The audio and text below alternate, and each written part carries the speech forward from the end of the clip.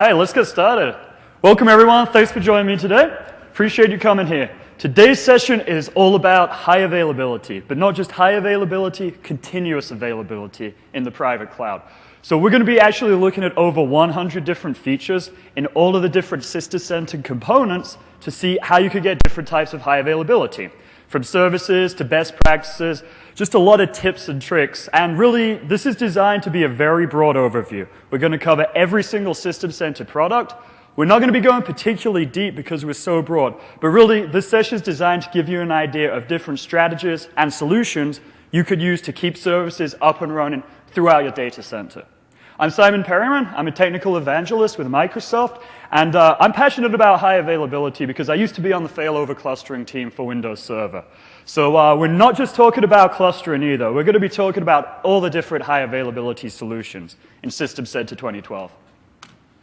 Now, the way we're going to break it down is by looking at the three different capabilities that you've probably heard some of us talk about as well when we talk about System Center 2012. We're going to look at the infrastructure, we're going to look at the applications, and then we're going to look at how we tie the two pieces together with our service delivery and our automation layer. So let's start with infrastructure management here. So some of the best practices you want to think about when preparing this private cloud infrastructure to give you the highest availability possible. First of all, abstraction, right? We no longer want to tie a single component, a single service to any physical hardware, whether that's storage, networking equipment, servers. And the reason for this is we want it to be flexible. We want it to be mobile. So we can move this service or move this application around. That way, if the particular piece of hardware fails, we're okay. It can move somewhere else. It could come back online. It can stay highly available. Next concept we talk about is heterogeneity, meaning that we can manage multiple environments, including VMware and Citrix, including clusters from VMware and Citrix. And this could be important because maybe your company, your high availability experts are all VMware guys, or the high availability all use Citrix Zen server. We still want to support that, so using System Center 2012, keep using your best practices for high availability you have today. We're going to keep supporting that, though we slowly want to lure you over to use Microsoft and Hyper-V high availability. Next, we talk about access. And this is really managing control of people touching your components. If you're the infrastructure guy, you might not want the operations guy or the application owner going and failing over clusters, performing live migrations. So you could delegate control, delegate access, only give people that should touch the products the ability to do that. And finally, we talk about consistency. And you're going to see this theme when we talk about this infrastructure layer, the service layer, and the application layer. Consistency and standardization are really important, and you may have seen features such as service templates. The whole goal around consistency, standardization, is that the application will always behave the same way every time. Now, if you think you've called a help desk, you've asked for something to be deployed, maybe it gets deployed by one guy in one way. Maybe the next time you call and get that service, it gets done a completely different way. And the apps might perform the same. They could perform slightly differently depending on how many resources are allocated to it or what resources. So we talk about this consistency and this standardization because this way we can ensure that the application is deployed the same every time, it's operated and monitored the same every time. This way, it's going to be easier for us to identify problems. We're guaranteed that it's been configured correctly, and it's going to give you this higher availability once again. So one of the big features we've been talking about with Virtual Machine Manager in System Center 2012 is bare metal provisioning. So as long as your server has a BMC, a baseboard management controller, we could go and communicate with it. We can not only deploy an operating system on it, configure it so it's secure, apply Active Directory credentials, we can now even cluster it. So with the VMM server, we're going to connect to our storage. We're going to connect to our networking equipment. We're going to go and deploy the operating system, install the Hyper-V role, perhaps failover clustering role. We go do this on multiple servers, so we have multiple servers that now have Windows Server sitting on them. Then straight through VMM, we could go create a cluster. Now, this is different from previous versions of VMM where you can manage a cluster, but you couldn't actually create it. So with this, you could do all the different steps of cluster creation, similar to what you would do with Failover Cluster Manager. This includes running validate, so you can validate the configuration. You can even skip validation if you want. Definitely not a best practice, but with validation, you can ensure that the cluster is functional when you deploy it straight through VMM. We have our multi-hypervisor support. Of course, Microsoft Hyper-V, clusters, VMware, vSphere, Citrix, Xen Server. Now, one of the most common questions I get asked is, why do we have to have vCenter in the environment? This is a requirement if you're managing VMware ESX hosts. The reason why is these ESX hosts, they don't have a programmatic interface that Virtual Machine Manager can call and tell the host, do a live migration. Only vCenter has that programmatic interface. So we have to communicate through vCenter, and then vCenter goes and communicates to the ESX hosts. This is not required with Citrix. The Xen servers, we can communicate with them directly through their programmatic interface, so we don't need Xen Center sitting in there. We can manage those hosts directly. So when we talk about bringing the fabric together, high availability with a failover cluster is always important. You know, not only does it provide high availability for both planned and unplanned failures, so a planned failure or planned downtime, that might be maintenance, right? You need to go patch the host. Failover clustering, it allows you to live migrate a running virtual machine between hosts. Patch the host, live migrate back, patch the other host. We also have advanced management, so you can now create cluster disks, you can add nodes, you can manage the network straight through VMM. So no need to go to multiple interfaces to do this. And now when you delete a cluster, it's still going to go and manage those hosts as multiple independent hosts. Maybe you want to merge two clusters. Delete them first, merge them together, make a giant cluster. You have this flexibility straight through VMM. Next, we talk about provisioning private clouds. Now, within VMM, you see this concept of one large cloud, right? And a cloud contains all of our resources: networking, storage, compute. Why we have clouds is we can actually break apart this one large cloud that's all the resources in the environment and allocate a smaller cloud to specific business units or groups. So human resources department, maybe you give them a few resources. Engineering, you're going to give them the most. But having this flexibility by managing these separate clouds gives you the ability to assign only certain resources to them. Some clouds might need to be highly available, such as your engineering team. Some clouds might not be. Maybe you don't need high availability inside your human resources cloud. But beyond that, within a single cloud, you can have multi-vendor support as well. So one cloud can support Citrix clusters, VMware clusters, Hyper-V clusters, a lot of flexibility in how you want to manage and use these resources. We've added load balancer support in VMM 2012. And what this means is when we go and create a service, create a template, we could deploy a load balancer or configure the load balancer to automatically be associated with that service. Now, this could be a virtualized load balancer that runs actually in software, such as Windows Server Network Load Balancing. Or this could be a physical load balancer, part of your networking infrastructure. We could program that load balancer automatically through VMM and tell it to route traffic to certain services different ways. You could configure what type of load balancing protocol it wants to use. Maybe you use least number of connections, lowest performance. We've already partnered with F5, Brocade, Citrix. So these are the most common load balancers we see on the market. And of course, it's fully extensible. So if you have a product that isn't already built in to Virtual Machine Manager, you could go and add it if you have a third-party load balancer. Now, some of the other ways that we want to try to keep high availability is by proactive monitoring. And this means we want to go and detect problems before they happen. We want to detect misconfigurations. We want to detect when your hosts are using up most of the resources. This way, when we're proactive, we can fix the issue before it takes down our service. Of course, we continue to have corrective actions or reactive monitoring. So when a problem happens, something actually crashes, we could immediately go and fix it. Now, we already have failover clustering, and oftentimes this sees when a service goes down, it could immediately respond to this. We now have System Center Orchestrator, and System Center Orchestrator allows you to fully customize any action in your environment if there's a programmatic interface. So as soon as we detect that a server has crashed, even if it's not clustered, we can use Orchestrator to go and automatically fix that problem. Now remember, all of these services, all of these servers are standard, right? They're consistent. We've configured them the same way. So because we know how they function, how they behave, how they're logically organized, we can automate the recovery process and know that if we do this action every time, since the service is the same every time, we're going to always recover it every time. This consistency that you're going to add, it's really going to help you a lot. So think about standardization, consistency all the time here. So when we monitor the infrastructure, we don't just monitor the servers. We can monitor everything throughout the stack. We can monitor networking devices, load balancers, services that are running on the servers, even individual networking components such as NICs, or storage components such as physical disks.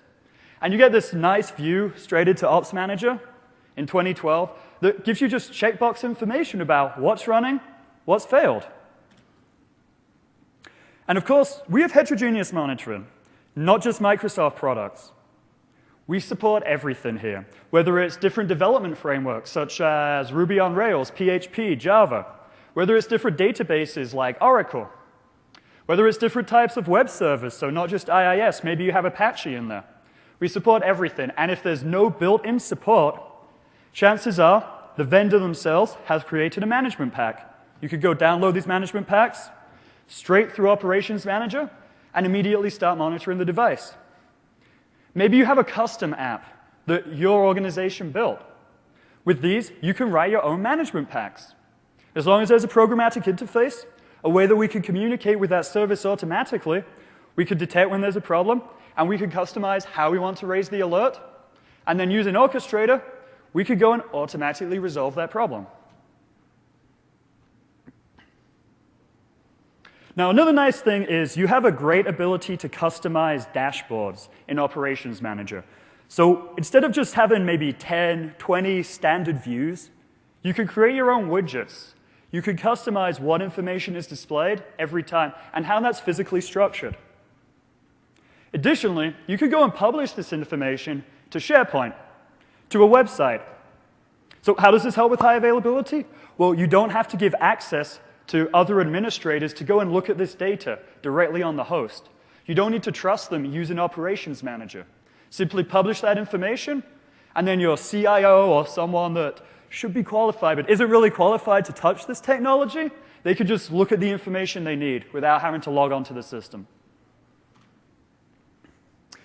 Now, with the extensibility through management packs, touched on this already, this is where you go and actually select them from a catalog. So when a management pack gets published, when it gets authored, it could get pushed into a catalog, download it for free, start monitoring your system. Again, fully extensible. If you have a programmatic interface, go write your own management pack. Now, additionally, there's a lot of best practices that are now built into the management pack. So instead of just looking for the operations and say, is this running?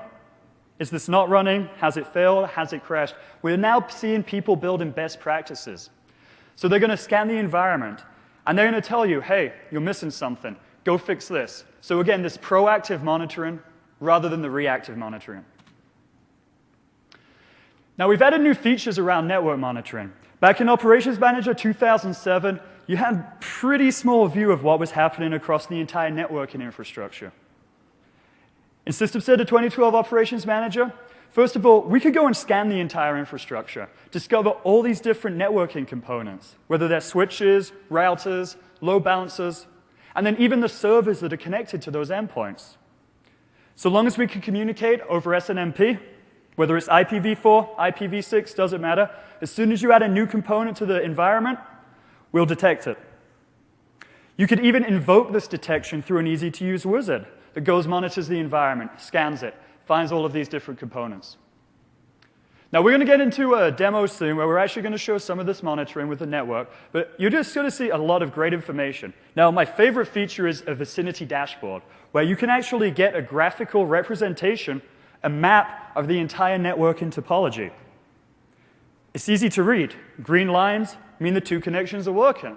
Red lines, something's down. So rather than having to call the networking guy and say, something's slow, I think there might be a problem, Using Operations Manager, you could just dive in and view the entire network and fabric and figure out where the problem is yourself. Using System Center 2012 Data Protection Manager, we have built-in backup. Now, using a backup and restore process, this is a type of high availability, but it takes longer to recover from a crash. There's no immediate detection of the problem and bringing the service back up. With backup and restore, once you detect there's a problem, you would actually restore the component from a backup. So Data Protection Manager gives you the ability to do disk-based backup, tape-based backup, and then disaster recovery and offsite backup. So when we think about disaster recovery, sometimes people don't have the ability to deploy a multi-site cluster. And a multi-site cluster is where you have nodes in one data center, nodes in another data center. Many times, people just don't have two data centers. So we see a lot of customers using this backup and restore technology, where they'll go and ship the data to a storage company, often a cloud storage provider. That's in a different location than their main data center, so that they can immediately access that data when they need to. Their main data center's down, they start recovery, they launch the cloud service, they reconnect to their data, it's available. Again, this isn't immediate, but it is an option. So as we handle the data center failures, we can do synchronous or asynchronous replication. Now, synchronous replication means that we push the data over, it gets acknowledged at the second site, we receive the transaction back, we receive an acknowledgement back, and then that transaction is considered committed. Now, if we do this, in theory, we don't lose any data. Everything that happens on one site is going to go happen on the other site. Now, asynchronous replication, this is where you'll go do things on one site, perform backups, and then over time, push it out. So maybe every 15 minutes, you go push the data out. Now, the trade-offs between the two is synchronous replication, it could cause a performance hit, because you're going across the WAN, receiving an acknowledgement back before you say this transaction has been committed. So this can often limit the distance that you can spread your site, or there could be performance issues. On the other hand, if you have asynchronous replication, this distance, this performance, it's a non-issue, because in the background, you're just pushing this data over. The downside of this approach is that you could potentially lose data. Let's say you're replicating once an hour. You've replicated, 55 minutes later, your service goes down. In theory, you could lose that 55 minutes of data. So think about your recovery time objectives when you're going to go and deploy one of these solutions. Now, this little graphic, you can see that we have failover between one site within the data center. And if you lose that entire data center, failover across site. And once again, this does not require clustering. This is just servers that have DPM managing them and configuring the replication between them. There's no clustering involved in this piece. Once the first site comes up, you can even restore the services back. This could be done fully automated. Now, automatic recovery. This is an example of a workflow that you get with System Center 2012 Orchestrator. Now, Orchestrator is one of the new features that we've added in System Center. It came from an acquisition known as Opalis, which we made about 2 years ago. And it essentially allows you to use little drag and drop, a graphical user interface, to go and configure any type of automatic operation. Now remember, automated recovery means it's faster. Rather than having something crash and getting a pager beep at 2 in the morning, having you go in and resolve the issue, as soon as Operations Manager detects there's a problem, it could go create a ticket with Service Manager. Service Manager could go and invoke a Orchestrator runbook. Orchestrator could go and automatically resolve the problem. Now remember, everything's standardized again. So we know when this particular service goes down, we need to create this ticket, and we need to go and launch this runbook. And using this set of steps, this is how we go resolve it. So here's an example of one scenario you might want to use. You have a SQL server that's performing badly. Not really sure what the problem is, but it happens occasionally. We could go and move the database of the SQL server to another host, bring it online on another host. We're going to detect the problem. Orchestrator's going to invoke a runbook. It's going to create an incident in Service Manager and go and move the database from the first host to the second host. And again, fully automated. As soon as Ops Manager detects the problem, we could go and fix it. Now, dynamic optimization is a feature that's specifically built for failover clusters and comes in Virtual Machine Manager. This is a similar technology to what you had in the old version of Virtual Machine Manager and Operations Manager called Pro, Performance and Resource Optimization. Same functionality, but this time, we don't require Operations Manager. You could use dynamic optimization just with VMM. And what dynamic optimization is going to do is it's going to monitor the performance of all the different hosts within a cluster. As soon as one of them starts to get overloaded, it's going to detect it, see the threshold, and live migrate those servers off it, live migrate those VMs off it. So you can actually just distribute the workload, load balance the environment with no downtime to the virtual machines because you are doing a live migration. It's fully configurable what type of balance you want, what type of aggressiveness you want. And aggressiveness is basically how often you want to go and monitor, how frequently you want to do failovers. So if it's really important to keep things almost identical, you make it very aggressive. There'll be lots of live migrations to constantly balance the resources around. If that's not too important to you, you could turn down the aggressiveness. And you could say, hey, I only want to load balance when I really, really need to, at this particular threshold. And it will do fewer live migrations, but it will keep things a little more staggered. An enhancement to dynamic optimization is known as power optimization. Now, power optimization does require dynamic optimization to be deployed, and it, again, works within a cluster. And what power optimization is going to do is it's going to shut down unneeded cluster nodes. So let's say you're kind of a 9-to-5 business, right? But you don't want to bother with turning the servers off at night, turning them on in the morning. If they're part of a cluster, VMM will do this for you. What it's actually going to do is look at the workload, look at the resources, and load balance or live migrate all of the VMs to a particular subset of hosts. So you'll have some hosts in the cluster, some nodes, that don't have any VMs on them. And those hosts aren't needed, so we shut them down at night. We constantly monitor the performance. Once things start to get busy in the morning, we see spikes, we'll turn one on, live migrate some VMs over there. When we need another one, we'll turn it on, live migrate some VMs over there. Again, fully automated, but this feature is going to save you money, save you power, and it's kind of a nice thing to have if you have any green IT initiatives going on through your company. So keeping the infrastructure components up to date.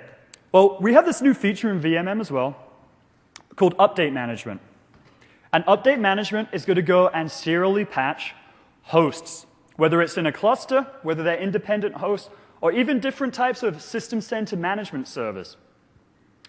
So what it's going to do is we're going to create a baseline, which is speaking with either Configuration Manager or Windows Server Update Server. And a baseline is essentially a series of patches that are required for a particular group. You go and apply that set of patches to a group. And a group could be all the nodes in a cluster. It could be infrastructure servers. Remember, you have the ability to configure how groups are organized, and so you can apply the appropriate patches to every group. We go and scan that group, and we figure out which hosts have the patches, which are missing them. And then we actually go through the process and start patching.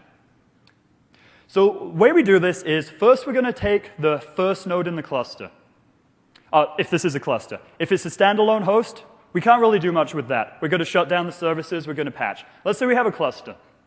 First thing we're going to do is pick a node that has the fewest resources on it, and live migrate the VMs off it. The reason why we pick the one that has the fewest number of resources is because it means fewer live migrations. We want to reduce the network traffic because the first node that we patch is going to kind of be our test node. Remember, anytime you deploy a patch, there is a chance that it won't be installed successfully. The service won't come back online. So as part of this process, after we've installed the patch, if there's a reboot pending, we'll reboot. We'll check for dependent patches, install, reboot, go through the cycle until there's no more patches needed. Then we're going to check that the service comes back online and the node rejoins the cluster. Only at that point are we confident that the patch worked. It's functional. It didn't take down the cluster. Because we don't want to go and deploy a bad patch on every node in the cluster and wipe out the entire cluster. So there's some nice, smart built-in logic here. Once we've done with the first node in the cluster, we'll go and pick a second node, live migrate resources off it, patch that, repeat, repeat, repeat through all the different nodes in your cluster. At the end of that, any time that you get an exception, so a patch wasn't installed, there was some other type of problem, we go and alert the admin. So we have exceptions. The admin can see what was installed successfully, what was not, and then they can maybe go and manually fix that themselves as they need. So now I'm going to jump over to a demo and show you some of the infrastructure monitoring features that I've been talking about.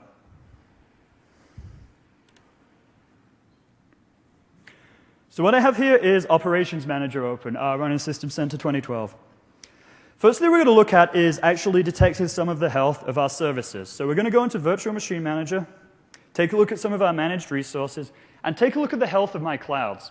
Remember, we just have these nice checkboxes, easy to see, easy to detect that my entire cloud is up and running. My entire cloud is healthy. Now, we could go and look at the properties of the cloud. We could see how many resources are available, what's the name, what type of quotas we have, maximum storage, memory, other types of useful information. We could then go into Health Explorer, and Health Explorer is kind of like a knowledge base that says what makes an entity healthy, what makes it unhealthy. And we can build our own knowledge base articles that we could go and add.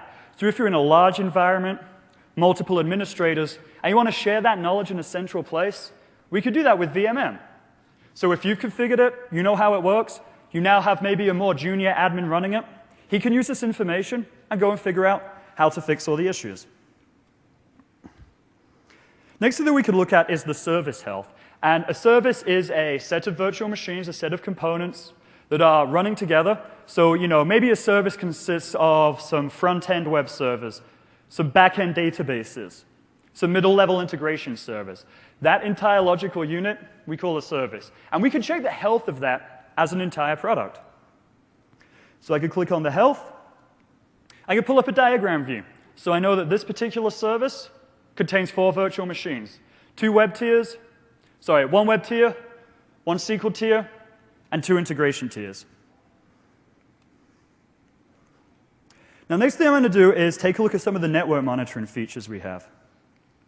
So first thing I'm going to pull up is my network monitoring dashboard.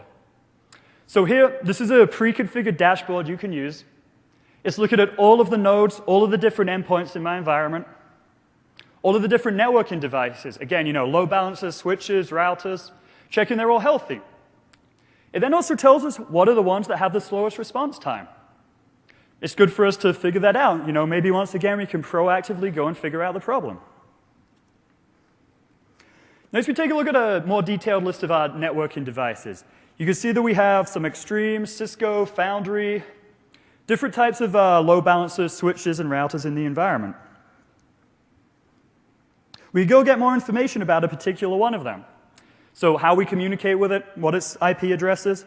Again, we no longer really need this detailed network expert to get this information. Using Ops Manager, it's much easier to figure out how everything's functioning, making your life easier.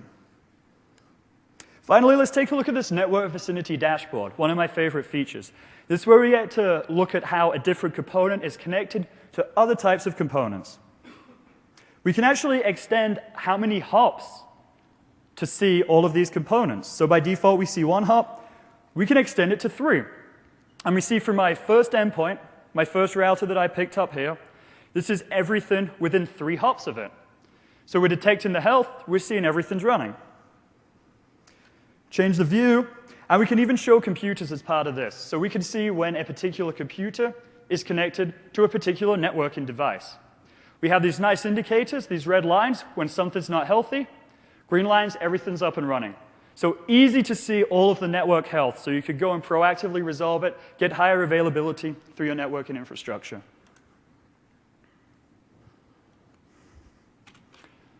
Now, as I quickly wrap up this first section, I'm going to talk about kind of the key system set of components that come with this. Obviously, Virtual Machine Manager, one of the most critical ones. Now, we've already talked about cluster management.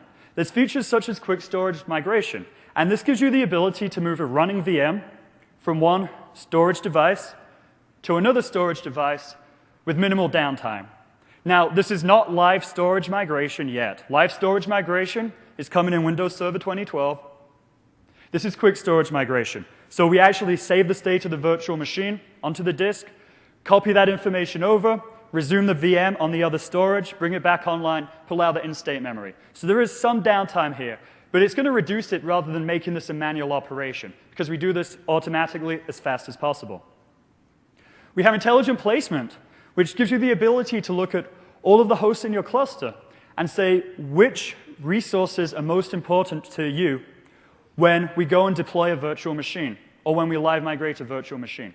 Let's say, for example, memory is the biggest resource constraint that you have on your host. Well, we're going to say memory is most important to me whenever I move a virtual machine.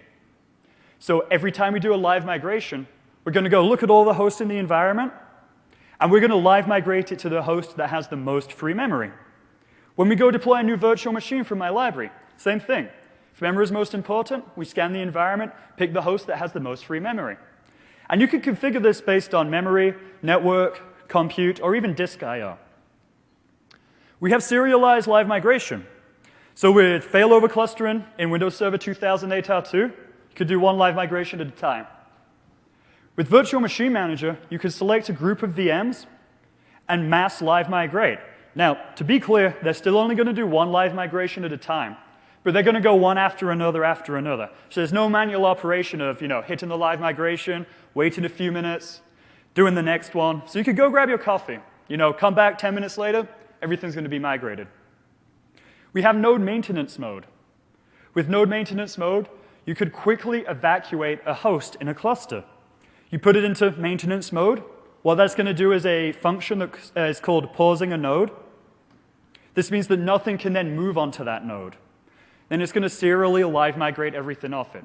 So if you need to do patching, if you need to go replace hardware, you want an easy way to drain or evacuate a node, place it into maintenance mode. And finally, Pro Tips. Pro Tips is the integration point between Ops Manager, VMM, where we can monitor the environment. Once we see host capacity has reached a threshold, we can start live migrations. Now, all of those features are available in System Center 2008 R2, that top set that we've talked about. Bottom set, we've just covered in System Center 2012 Virtual Machine Manager. But you might even want high availability for the VMM server itself. Now, for most System Center components, you're going to get high availability for the management server by putting it inside a virtual machine, which is running on a cluster. Now, not the best high availability possible. It's possible that that service, the management server, can crash in the VM. We don't detect it. It's hung there. So what VMM did is they realized, the virtual machine's so important, this management server is so important. Let's integrate straight with failover clustering. So you can now deploy the VMM management server directly on failover cluster nodes on the bare metal. As soon as the service goes down, is unresponsive, the nodes will detect it. They'll fail over the VMM server to a different host. So you have much faster recovery, much faster high availability. With the library server, it's essentially a file share. We could go and cluster that, just like we could go cluster a file server. So the library could be highly available. The actual content, both on the library if it's in a database, the database content of the VMM server, so all of the lists of the configuration information, settings, virtual machines, templates, etc., all of that database information can be made highly available on a SQL cluster as well. And then you could go and monitor Virtual Machine Manager and the different infrastructure components using Operations Manager. So you could get more detected, more alerts, more information. System Center Operations Manager. Its built-in high availability feature, well, it detects you when there's a problem. It lets you know when something becomes unavailable. It has management packs to monitor a failover cluster itself. So if one of the nodes is unresponsive, if something fails, Operations Manager can let the admins know. There's management packs for network load balancing. So if one of the nodes in your NLB cluster fails, if a convergence starts but never ends, you could go and report this. The pro tips is this, again, the integration between VMM and Ops Manager, where we can monitor thresholds, send alerts. And then, of course, Ops Manager can monitor all the other System Center components. Now, high availability for the management server is also possible in System Center 2012. What we now do with the Operations Management Server is we put them inside a resource pool, inside a group of management servers. All of their configuration information is remotely on a SQL database. And these management servers, they're going to actually split up a series of tasks. So let's say you're monitoring 100 things in the environment. You have 5 management servers. Well, they're going to automatically go and split up and try to monitor 20 things each. If one of them crashes, the other servers get alerted of it, and they're going to essentially fail over that workload. They know what that management server was running. If it's in the same resource pool, they could go to that SQL database, which is on remote storage, and go and start those jobs or start those management tasks from the server that's just gone down. And this is without clustering. Seems kind of similar to clustering, a lot of same concepts with failover, resource pooling, but this is, again, entirely without a failover cluster. And the database, SQL database, you could use SQL high availability. Now, configuration manager, we haven't talked too much about this because most of you are more like infrastructure guys, I'm guessing, less client-focused. And when we talk about configuration manager, we generally kind of put that as a more client management solution. But it's still important to your environment because it can help with patching. Patching gives you higher availability, less security risk, less vulnerability. And configuration manager high availability is kind of basic, and you're going to see several of the other system center roles have this kind of same basic setup. The server can run inside a clustered virtual machine. So if the VM crashes, we could restart it. The database uses SQL high availability. And again, we have an operations manager management pack for it. Data protection manager, high availability by back it up and restoring a VM. Recover it later. You can back up on cluster shared volumes, CSV disks, cluster disks. There's good cluster integration from DPM 2010 onwards. You could do this off-site replication and disaster recovery, a scenario we walked through earlier. And for the component high availability, say basic three things. You get a management pack, you run the server inside a virtual machine, you use SQL high availability for the database. And system center endpoint protection. This is really more for the security experts, but it's a security product, right? It helps because it protects you from viruses, protects you from downtime, protects you from threats and other types of vulnerabilities. Using this, higher availability, because your services are less likely to be attacked, less likely to go down. So let's move on to service delivery and automation. Now remember, this is the middle layer, right? We have our infrastructure configured. It's really, really highly available now. And we're going to have our applications later, but this is the layer that ties in the applications with our infrastructure. So when we talk about configured service delivery and automation, we really think about three key concepts: standardization, self-service, and automation. So we talked about standardization a lot already, but I want to emphasize it's going to be good. Keep your services running, keep them predictable. We know how they're deployed, configured, know how to monitor them, and we know how to recover from them. We talked a bit about automation. If we know exactly how the service is configured, we've recovered it once, we could just automate that recovery process. But self-service is a new topic that we haven't really covered. So how does self-service give you high availability? Well, it puts an extra person looking at the environment. It puts that application owner, that end user, it gives them the ability to go and proactively report problems. If they notice that their application is performing not as fast as possible, maybe they need more memory for their virtual machines. So they could open up a self-service portal, they could request it, they get more memory. This could be done automatically as well. So you can enable more people to help you with high availability by offering self-service. So we look at the service monitoring and recovery. Again, this is using an ops manager view. We get our view of the service. When we dive into the service, we get virtual machines, which represent different tiers. When we dive into the virtual machines, we can monitor the networking equipment, the storage.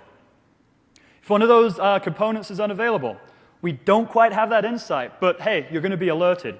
You're going to know about it. And you get to discover all the application dependencies. So if one component's misbehaving, you know what else that can impact. We monitor our applications. Now, System Center Operations Manager 2012 is integrated another technology that we acquired about a year and a half ago called Avicode. Avicode gives you deep application performance monitoring for .NET apps. So you could go down to the granular level of different function or API calls and figure out how long it's taken to get from one function to another, from the second to the third.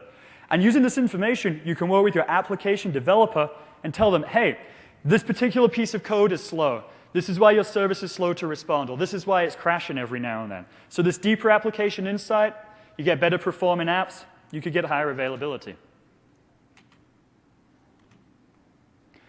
We have the ability to isolate root causes of failures. So again, this is using the Avicode technology, monitoring a .NET app. We get incredibly detailed information about what the problem is, how to resolve it, and the time that it's taken every time that piece of code is executed. And then we could go triage and remediate it. Use an orchestrator. When there's a problem, we detect it, we automatically resolve it. So when we automate this IT process for faster recovery, what we're going to do is create what's called a template. A template consists of different types of information. It can include hardware configuration, such as how much memory a virtual machine needs, what type of storage it's connected to, how many virtual networks it has. It could contain information about the guest operating system, such as what user account should be able to access it, the passwords, time zones, things like that.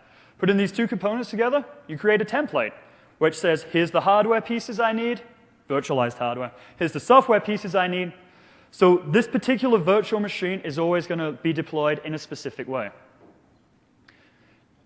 Now, all of this information that we get here is actually published in what we call the CMDB, Content Management Database, and this is a component of Service Manager. Now, Service Manager is not required. One of the reasons why I'm giving you so many high availability features is because it's impossible to deploy all of them.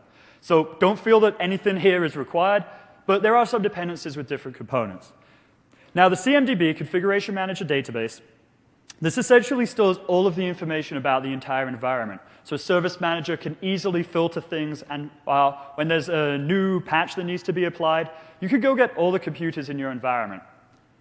If there's a security vulnerability, you can list all the computers in your environment, all the virtual machines.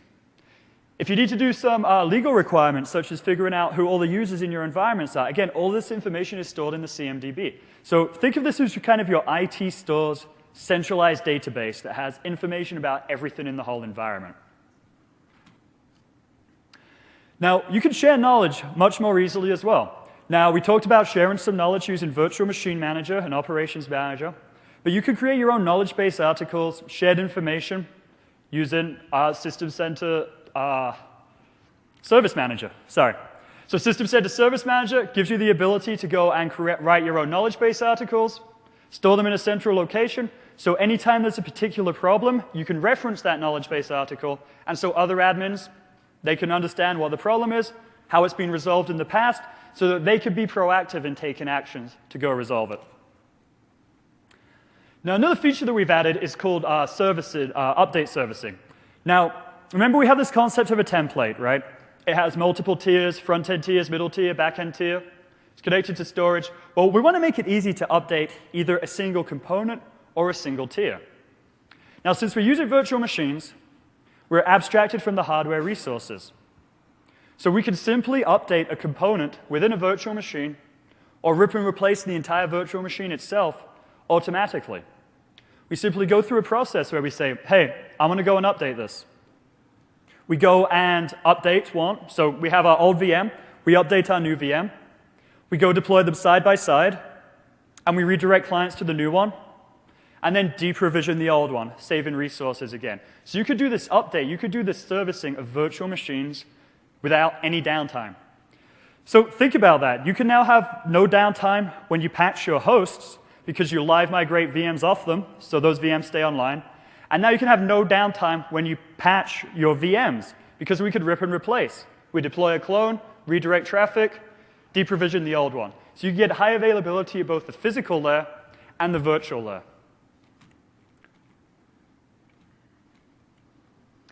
Now, again, simplifying application maintenance, let's talk about this a little more. So first of all, templates are critical. Remember, template standardization, we know how everything's deployed, how everything's configured. We could do in-place updates, where we update a specific component, image-based updates, where we update the entire OS.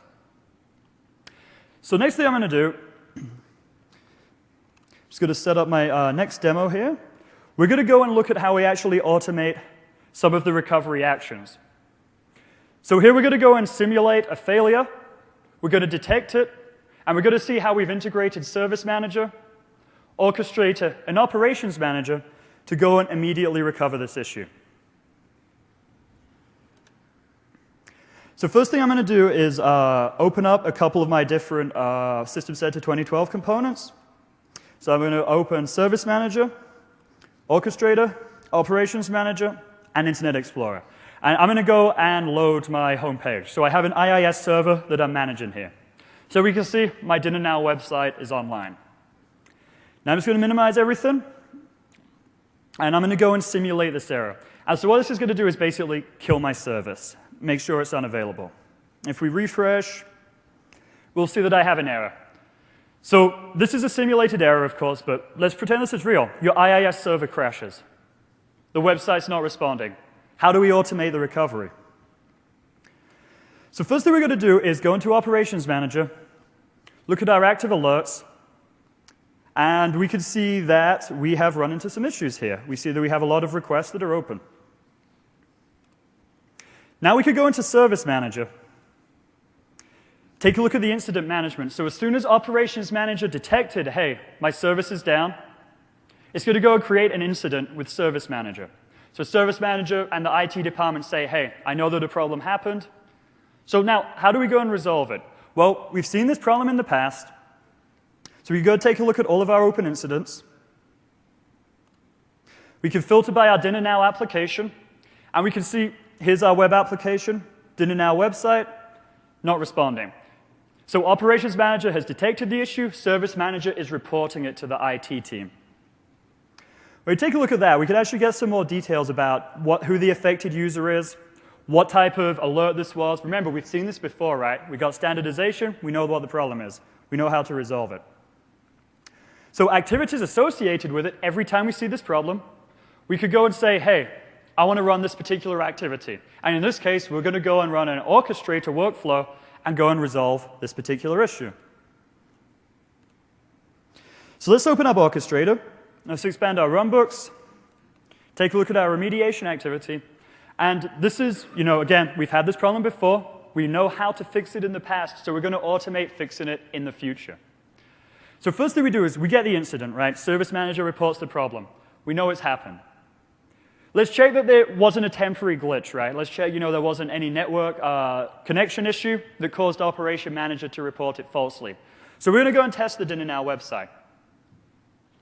If it's still not responding, we're going to go and take further actions. If it's responding, hey, we could go mark the incident as resolved. No problem. Everyone go back to normal day's work. So let's say it's still not working. Well, the first recovery action that my IT department knows about to fix this issue is simply going to be reset the IIS server. Next thing we do, we're going to try it again. Did this work? Is our application now responding? If it is, we can mark it as resolved. If it isn't, we're going to try some more advanced recovery actions. In this case, we're going to restart the application pool. Now, this could often take down other websites that are running on the same IIS server. So we want to be cautious when we use this, but it's a more advanced recovery action that we can take when we really, really need to do it. Once again, we'll test the application, test the website, see if it's running. If the problem's fixed, we mark it as resolved. If the problem's still not fixed, well, we don't know how to fix this automatically. We're going to have to keep the ticket open, make sure that the admin knows, and then the admin can manually go in and resolve it themselves. Now I'm going to close out of this. I'm going to go back into Service Manager. I'm going to go refresh, and we should have fewer incidents. So Orchestrator's detected there's a problem, and it's fixed it. We've closed the issue. Now when I go to Operations Manager, I can refresh. We should see a different set of requests. Different set of requests. And we'll go back into Internet Explorer. We'll refresh, and we see our website's back up and running. So again, we detected the problem with Operations Manager, created an incident with Service Manager, automatically resolved it with Orchestrator.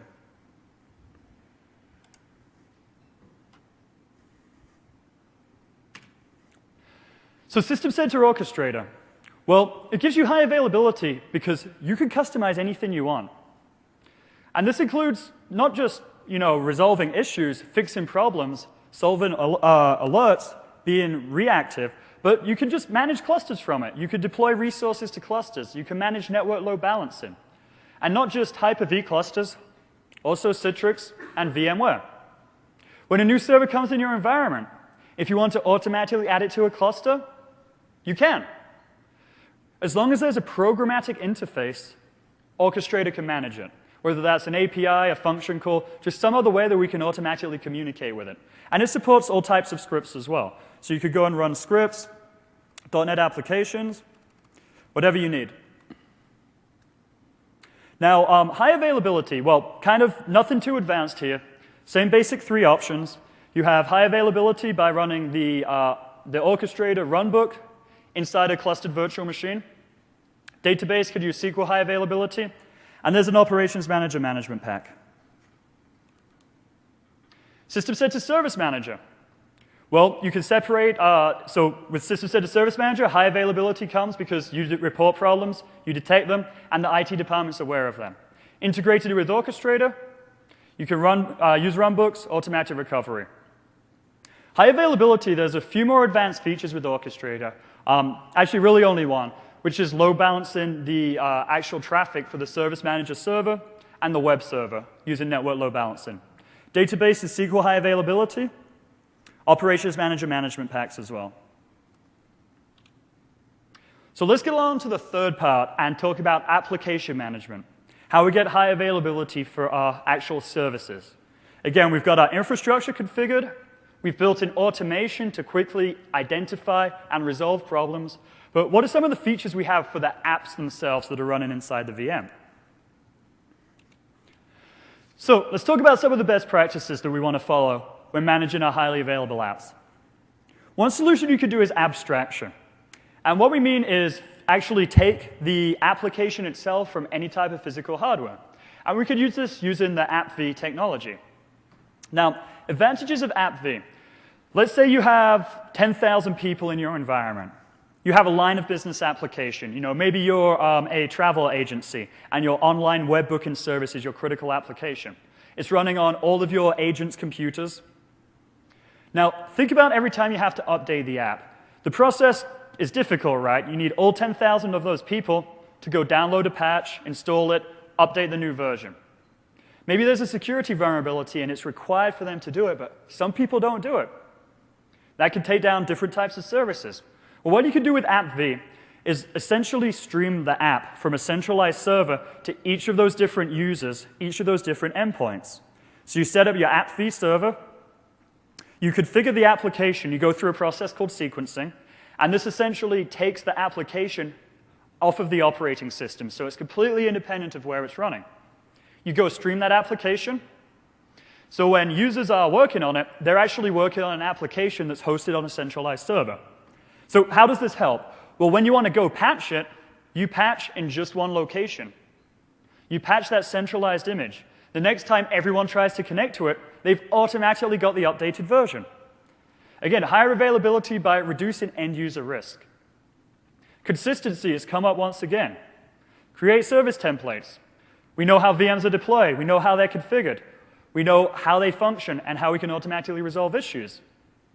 But then we have some deep application insight as well. Again, this is with this app controller feature using .NET performance monitoring, where we can really just go a peek inside the application, see where things are performing fast, performing slow, and look at all the dependencies throughout that service and throughout that application. And finally, control. And this is, again, one of the concepts of self-service, where we better enable end users to proactively figure out issues, resolve their own problems.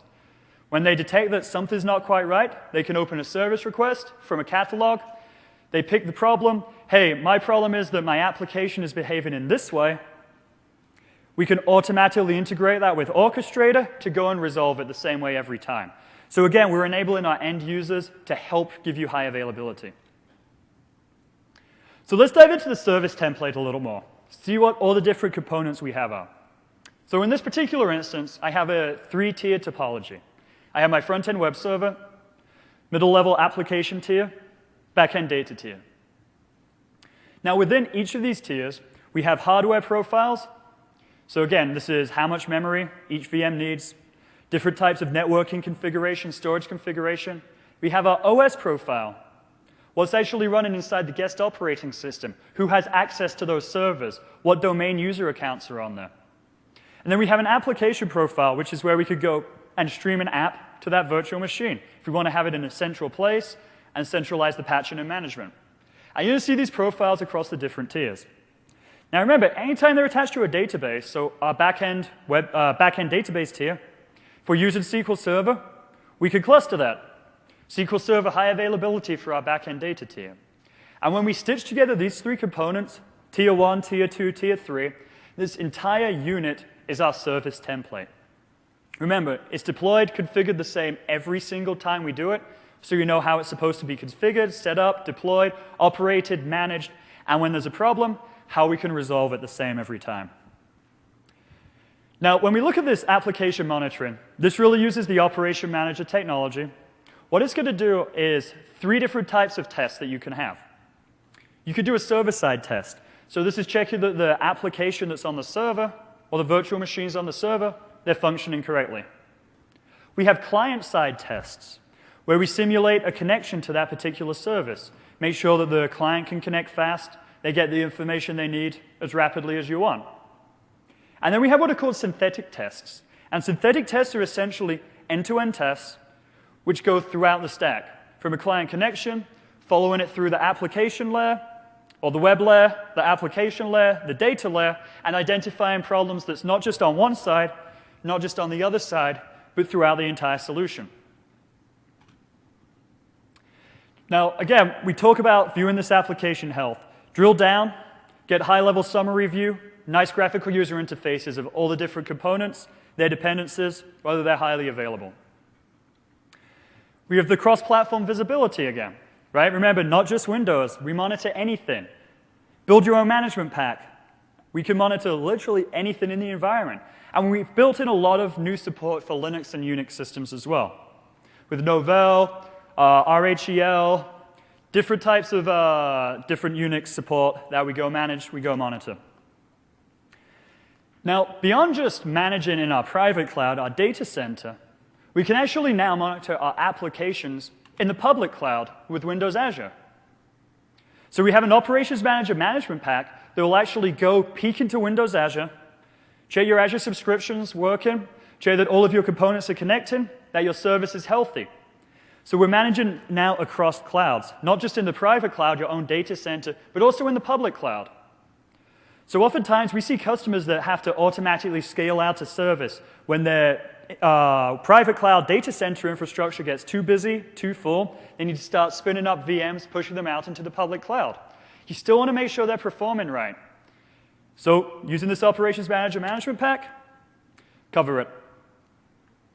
Now I'm going to switch over to my final demo here. And we're going to take a look at some of the deep application insight and performance monitoring. So what you see here is a sample service that we've created. It's got my 4 VMs. We can see some of the dependencies that we have on it as well. But in this case, we notice that 2 of my VMs are actually down. Now, even though the service, the tier is running, the VM itself is not healthy. We can't communicate with it. And so for that reason, we don't know the state of the network card. We don't know the state of the storage. So let's go in and let's take a peek at this application and just see how it's performing. So what we see here is one of our dashboards from Operations Manager. And we can take a look at response time, and we can slowly see that response time is changing. We can see how often our application is queried, and all of this, again, fully customizable. Now, the end user experience that you see in the upper left, this is our client-side test. This is where we're testing, we're simulating the connection as if we're a client. And we can see that there's a warning, so we're going to take a look at this in a little more detail. Our application availability looks good. The application is actually online. It's running. It's functioning. But there are different alerts that we want to drill into, get more information about. So first we're going to take a look at our client-side alert. With our client-side alert, we see that we get a warning, and then we get some pretty detailed information about the description. We see that this particular web page is slow at loading at DOM. DOM is Document Object Model. It's a component of a web server that actually goes and pulls the data from the server, goes and loads it and displays it to the customer. So it says the configured threshold is 500 milliseconds, and that's been exceeded. So I got to go and configure what my threshold was and when I would see an alert from it. So I said, if this site is not responding in 500 milliseconds, I've got a problem. Send me an alert. Tell me that there's a problem. So in this case, we get that information. Now what you see here is this AviCode technology that's built into Operations Manager. With AviCode, we've got this deep application insight, and we can see where each of these function calls are happening, so we can see where the delay is to give our application better availability. Now, we see our threshold is 500 milliseconds. We can see that along the bottom. And then we see the first pink line at 700 milliseconds, TTFB. This is the time to first byte. This is how long it's taken from the server request that's made for that first byte to come from the server and be displayed at the client. And we can see that that alone has exceeded our threshold. Then we take a look at how long it takes to load our document object model. Way past that, that's almost 5 seconds. And then for the page to be fully ready, we're at about 6¼ seconds. So we've way exceeded this ½ goal. So we know that there's some problems here, but we get some insight about what the problem is so that we could go and pass this information on to the application developer. Now, we like to call this concept DevOps, where we have better and tighter integration between the infrastructure owner, the guy that's running the hardware, and the application owner. Rather than this historical finger pointing that's happened where they say, hey, the application is slow. Whose fault is it? Oh, it must be the server infrastructure. No, you've designed a bad app. We no longer have to have this back and forth battle between our infrastructure guys and our application owners. We get this application insight, we see where the problems are, and we say, hey, this is where it's slow, these are the function calls, here's what you need to do to go fix it. But we still see that we get a server performance warning as well. Now remember, we've got the 3 types of tests, right? We've got our client-side test, our server-side test, and our synthetic test, which is our end-to-end monitoring. Looking at the server-side performance, we can see that I've also exceeded a limit. So I configured a threshold of 250 milliseconds, and I can see that I'm currently at 364 milliseconds. So we get some information about the page, what that client is using when they go and call the server. So we can help figure out where that problem comes from. Now in this case, we see what object has the problem, so the URL. We see what browser the person is using that actually hit that problem, so they're using Firefox. We see their IP address, we see their query string, and the path. And so getting this information from the server side as well, this helps us with testing, right? We know exactly what that client used when they had this bad experience, they got this slow response. So then we can start to figure out, was this application slow because of a particular browser? Was it slow because of the server infrastructure? So we get some nice insight into figuring out exactly where this problem is. So again, working with this application owner, working with the infrastructure guy, we could get better application or better service availability. We can figure out why things are slow, how to make them faster, how to respond to problems faster. Now, System Center App Controller.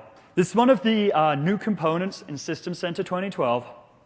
This is basically the new self-service portal that you're going to use for virtual machine management. So if you want to go and request more resources for a VM, you want to start a VM, stop a VM, create a new VM, you go manage everything through App Controller.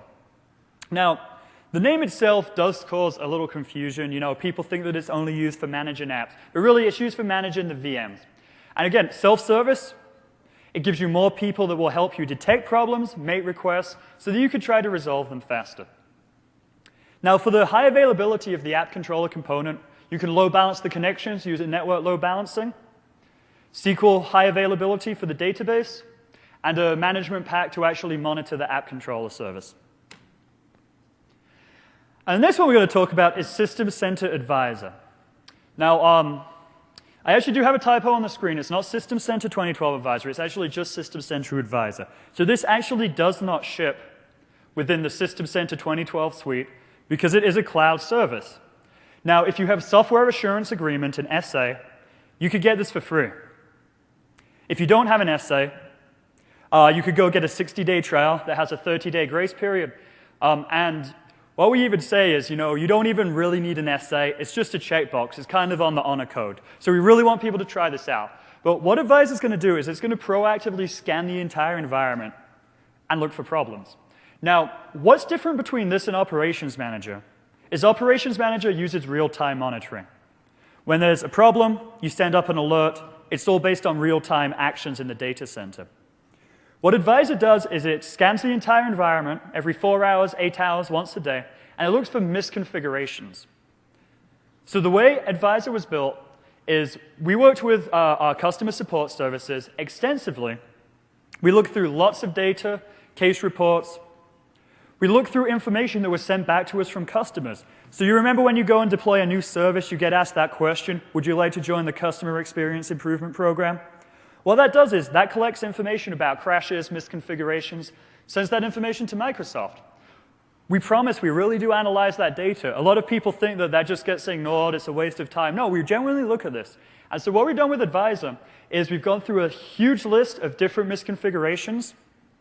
We know what the problem is, how to fix it, and we find associated KB articles with it. So what you do, you go to systemcenteradvisor.com, sign up, again, 60-day trial with a grace period. If you have a software assurance, you get it for free. You sign up, you enter your information, and then you go download a packet that's about, I think, 70 megabytes. You go install that on one server, and this is basically going to be kind of a reporting server. Now, what it then does is it communicates with System Center Operation Manager agents that you probably have in all the servers in the environment, and it goes and pulls that data from it. It sends it to that centralized component, that reporting service, and every day, we go send a report up to Advisor. And so it's going to tell you about things that you've misconfigured. So it checks for example, Active Directory domain replication issues, Exchange server, DAG server availability issues, or sometimes you don't have a server or service backed up. It analyzed Hyper-V hosts, looks for best practices, included failover clusters, analyzes SQL Server. And this week, they've just announced support for SQL Server 2012 and SharePoint 2010. So it's managing a lot of the key infrastructure components. And what you could do with this web-based service, you log on through a web browser, and you get detailed list of all of the servers in your environment, which of them are configured correctly, and which of them might have a misconfiguration. You click on each of the misconfigurations, and they are all tied to a knowledge base article that says, here's the problem, here's how to go fix it. So rather than, browsing Bing, trying to find keywords to actually address the particular problem, we send you the direct link to go resolve the problem yourself. So again, this is proactive monitoring of things such as configuration issues. This is not real-time monitoring. So try it out. Again, new product, released very recently. It's available in 26 countries. Global availability is increasing. But again, just another way to get higher availability by optimizing your infrastructure, making sure that you follow best practices. Now, this is also built on Windows Azure, so this isn't really something that you run in your own data center. Since it's on Windows Azure, it's geo-distributed, and it's highly available. We run it across all of the different data centers in North America. As I wrap that up, I hope you guys saw a lot of features here. I think we covered about 110 or something when I went through and counted earlier. Of course, remember, you don't need to deploy all of them. In fact, no one could deploy all of them. We have a lot of information, a lot of different servers, and a lot of different types of high availability for your infrastructure layer, your application layer, and then that service and management layer that ties them all together. Final thing that I'd like to tell you about is the Microsoft Virtual Academy. It's a free online training site, www.microsoftvirtualacademy.com, and we've already put up a lot of high availability and System Center and cloud-based trainings you have. Once again, completely free. Sign up, microsoftvirtualacademy.com. And we have courses that cover virtualization, looking at the platform, looking at the management components. We have an entire track, I believe, 7 courses covering all the different Microsoft high availability solutions. So if you want to dive down and learn more about Exchange high availability, SQL high availability, multi-site clustering, got this information here. We have how to prepare your data center for a private cloud. So what are all the best practices to optimize your infrastructure when you're about to configure your private cloud or your highly virtualized environment? We've recently released tracks specific on private cloud. So look at the infrastructure components, which are the hardware, storage, networking components. Then infrastructure management. So how do we optimize those resources and create things such as clouds, resource pools, service templates? Service delivery and automation. So how we go and configure this service manager, operations manager, and orchestrator to make them all work together. And then application management. How can we go and manage these apps, optimize them, deploy them, both in public and private clouds? And then System Center 2012 courses. We've currently released one on Virtual Machine Manager that I believe has 3 different tracks. We have one out on Configuration Manager that has 6 different tracks. and we're actively working on all the other different System Center 2012 components. So you guys are going to get probably a lot more information here at MMS, but if you had colleagues that couldn't attend, or you want to brush up on your skills, here's another great resource, another great learning site for them. Well, as I wrap that up, I want to thank you all for your time. Please complete an evaluation. It brings us back next year, and I definitely want to come back to Vegas next year. Thank you, everyone.